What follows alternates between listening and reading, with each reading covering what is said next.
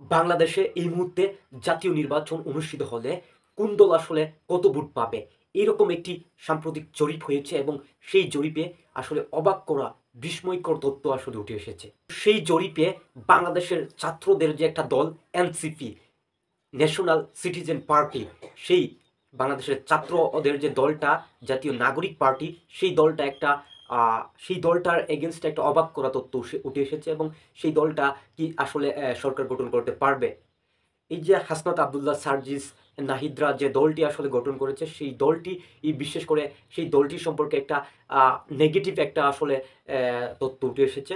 আমরা যদি একটু দেখি, তো এই যে জরিপটা এটা আসলে একটা বেসরকারি উন্নয়ন গবেষণা ও প্রকল্প ব্যবস্থাপনা সংস্থা ইনোভিশন কনসাল্টিং একটি সংস্থা, সেই সংস্থা আসলে সাম্প্রতিক এই জরিপটি করেছে।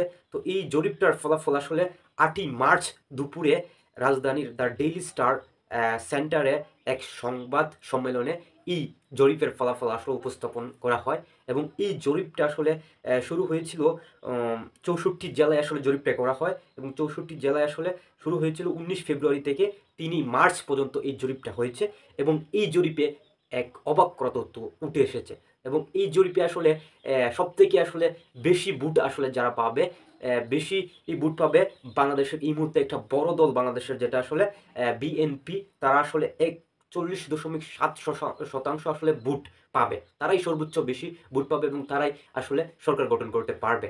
এই জরিপে এটাই আসলে উঠে এসেছে, বিএনপি সর্বোচ্চ আসলে ভোট পাবে এবং তার পরবর্তীতে যারা রয়েছে একটা অবাক করার মতো আরেকটা বিষয় যে বাংলাদেশ জামায়াতে ইসলামী, সেই দলটা আসলে প্রায় 31.6% ভোট পাবে এই মুহূর্তে যদি নির্বাচন হয়। আপনি ভাবতে পারছেন, যারা কিনা আসলে জামায়াতে ইসলামকে যারা মৌলবাদী বলে বলে এই মৌলবাদীরা জীবনেও আসতে পারবে না ক্ষমতায়, সেই জামায়াতে ইসলাম কিন্তু একটা মানে আশ্চর্যজনক 31.6% আসলে ভোট তারা পাবে যদি বাংলাদেশে এই মুহূর্তে নির্বাচন হয়।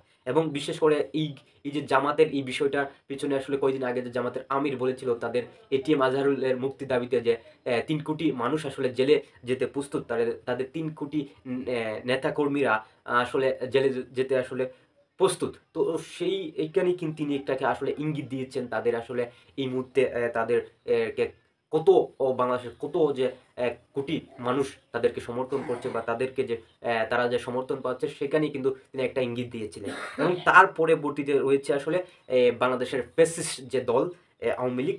আওয়ামী লীগ কিন্তু 13.9% আসলে এখনো আসলে তারা ভোট পাবে, যারা কিনা হাজার হাজার ছাত্র জনতা, হাজার হাজার জনতার কে আসলে নির্মমভাবে হত্যা করেছে সেই আওয়ামী লীগ কিন্তু 13.9% ভোট পাবে এবং এনসিপি, ন্যাশনাল সিটিজেন পার্টি আসলে যেটা আসলে নাহিদ হাসনাত সার্জিরা আসলে গঠন করেছে এবং সেই দলটা আসলে খুবই আসলে অবাক করেছে, মাত্র 5.1% ভোট পাবে। বা এটা বিশ্বাস করা যায়, যারা এই বাংলাদেশের জুলাই বিপ্লবের অন্যতম আসলে কারিগর, যারা আসলে এই ফেসিবাদ সরকারকে হটিয়েছে এবং যারা এই বাংলাদেশে আসলে বৈষম্য দূর করেছে এবং গণতান্ত্রিক যে একটা ব্যবস্থা সেটা আসলে বাংলাদেশে ফিরে আসবে যাদের হাত ধরে আমরা ভাবছি, সেই এই যে এনসিপি বা ছাত্রদের দল, তারা মাত্র 5.1% ভোট পাবে। এটা কল্পনা করা যায়, এটা খুবই আসলে হতাশাজনক।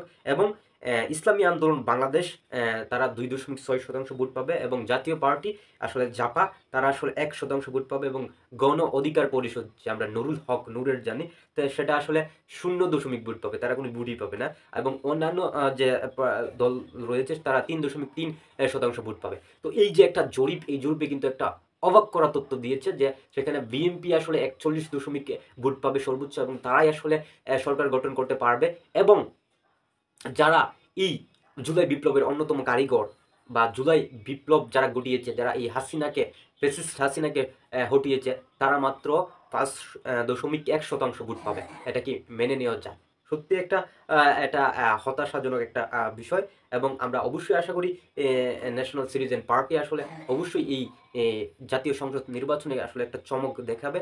কিন্তু এই যে জরিপটা, এই জরিপটি আসলে যেটা বলছে যে ন্যাশনাল সিটিজেন পার্টি তারা আসলে 5% মাত্র ভোট পাবে এবং এখানে আসলে সবথেকে বেশি ভোট পাবে বিএনপি এবং তারাই আসলে দল গঠন করতে যাচ্ছে। এবং এখানে আরেকটা যে অবাক করা বিষয়, আমি আবারও বলছি, বাংলাদেশ জামাত ইসলামী তারা আসলে সেকেন্ড সর্বোচ্চ, মানে 36.6% আসলে ভোট তারা পাবে এই মুহূর্তে যদি বাংলাদেশের নির্বাচন হয়। তো আপনাদের কি মনে হয় এই মুহূর্তে বাংলাদেশে নির্বাচন হলে কারা এগিয়ে থাকবে? আপনাদের মতামতও জানাতে পারেন। And thanks for watching.